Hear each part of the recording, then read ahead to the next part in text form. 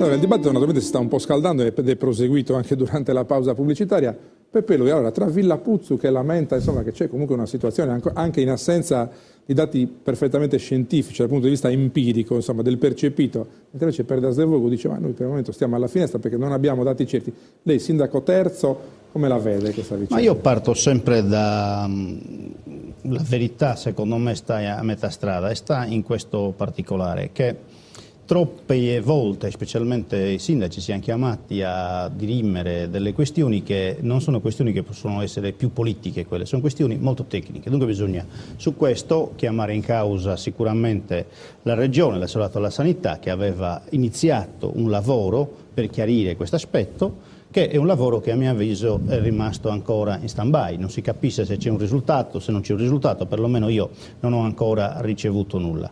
Ma partirei dal fatto che finalmente c'è un po' di chiarezza. L'altro giorno ci convocano, il Ministero, il capo di gabinetto del Ministero ci convoca in una riunione che ha voluto il senatore Schiano, perché noi la chiedevamo in maniera chiara, per parlare finalmente noi, soggetti in qualche modo titolati a parlare di quel territorio. Perché troppa gente spesso ne parla e crea e aggiunge confusione. Allora a me non piace andare a dire i dati sono questi, sono quegli altri, se non li conosco non mi improvviso un cultore di dati. Però credo che la cosa principale da fare sia definire quali sono le aree realmente che possono avere l'inquinamento vero, e le stanno definendo perché c'è una recinzione che stanno facendo, sono state fatte le conferenze di servizi per realizzare quella recinzione e per ristabilire anche un rapporto equo con quella pastorizia che a fianco a quella recinzione potrebbe comunque continuare a svilupparsi, perché noi quei terreni non è che ce li avevamo perché non ci servivano a Villagrana,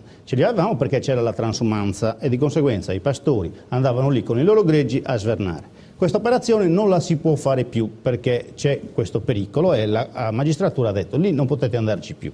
Ovviamente la base militare ha impedito che il bestiame ci vada. Questo cosa comporta?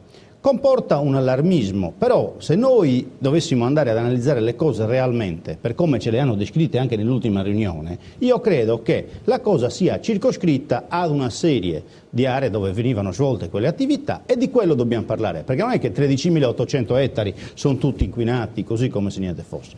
Io credo che noi dobbiamo assolutamente fare in modo che le amministrazioni locali facciano un monitoraggio con il governo nazionale per vedere se quelle risorse arrivano, come arrivano e far giocare un ruolo importante anche alle imprese locali nel fare quei lavori. Perché è un'altra cosa che dobbiamo stare attenti noi, perché adesso parte l'iniziativa di bonifiche e non vorrei che questa partita fosse gestita totalmente su Roma, perché la ricaduta occupazionale ne abbiamo bisogno noi nel territorio, per Dasdevogo per primo, Villa Puzzu assieme agli altri di contorno. Franco Cusi, ma a me sembra un po' incredibile, posto che siamo tutti d'accordo sul fatto che le servitù militari devono praticamente sparire dalla Sardegna e i territori devono essere liberati e messi a disposizione delle popolazioni che ne devono poter godere. Ma mi sembra un po' incredibile vedere le immagini o sentire i racconti di bestiame che pascolava in mezzo ai bossoli o doveva essere sgombrato il giorno prima di un'esercitazione e ci poteva tornare il giorno dopo. Ma non vi era mai saltato in testa che questa cosa qui potesse comunque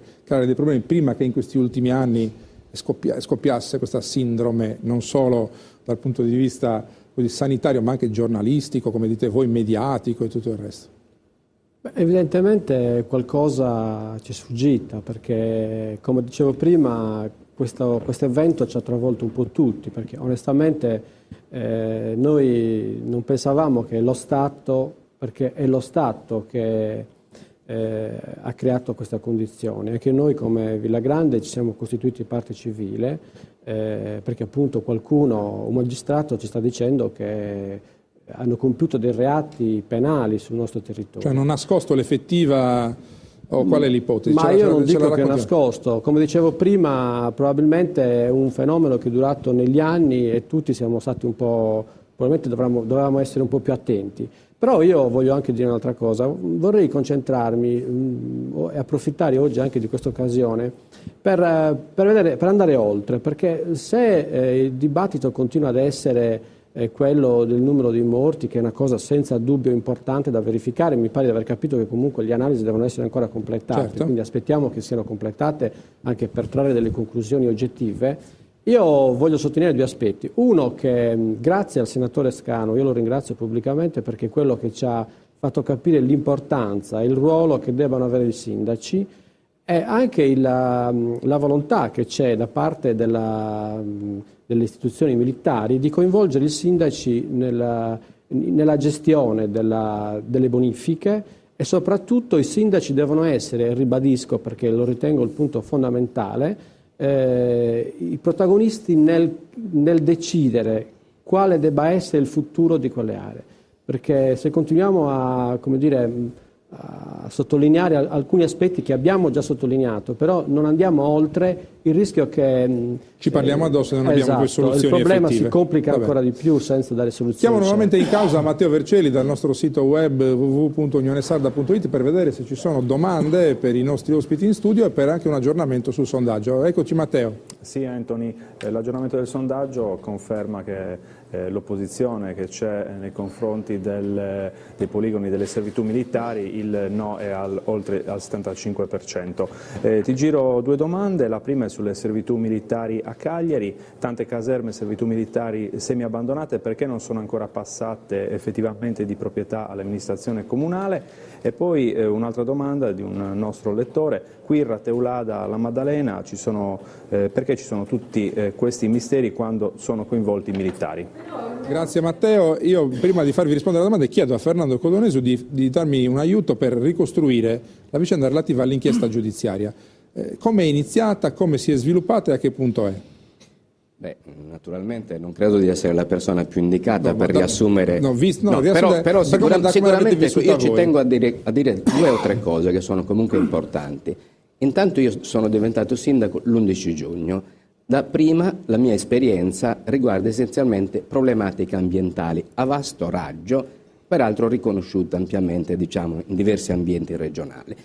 E all'interno di quell'esperienza, quindi parlo da tecnico, ho fatto parte della commissione tecnica mista di esperti coordinata dal dottor Onnis. Successivamente per un anno sono stato anche consulente della commissione parlamentare d'inchiesta sull'uranio impoverito. Bene, da un punto di vista ambientale abbiamo tutti i dati rispetto al poligono che ci indicano quali sono le aree maggiormente compromesse, quali sono le aree sulle quali, secondo le disposizioni della normativa italiana, vanno fatte due operazioni.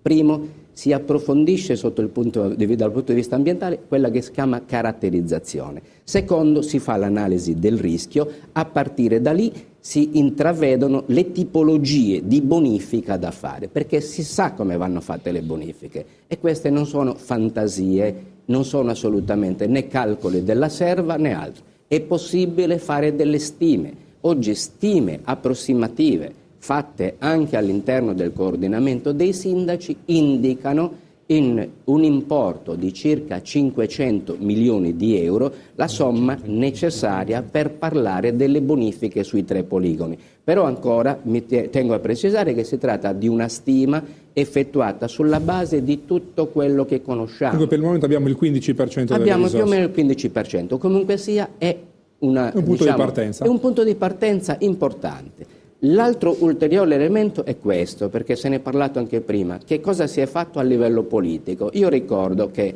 assieme agli altri sindaci che stanno proprio intorno al poligono Interforze del Salto di Quirra e anche gli altri 2 sindaci di Teulada e di Capofrasca siamo stati ricevuti da tutti i capigruppo di un consiglio regionale esattamente il 4 settembre. E il 4 settembre di quest'anno, presente lo stesso Presidente del Consiglio regionale, benissimo, si è deciso che era necessario porre in essere tutta una serie di azioni conseguenti allo scenario derivante dalla relazione della Commissione sull'uranio che dovessero tendere a superare le servitù militari. Dopodiché bisogna ragionare sul come, quando, con quali fasi ed essere estremamente realistici, altrimenti si tratta al solito di fantasie, di utopie, che però non sono proprie di un amministratore pubblico. Me lo dice in 30 secondi qual è stato l'impatto dell'inchiesta giudiziaria?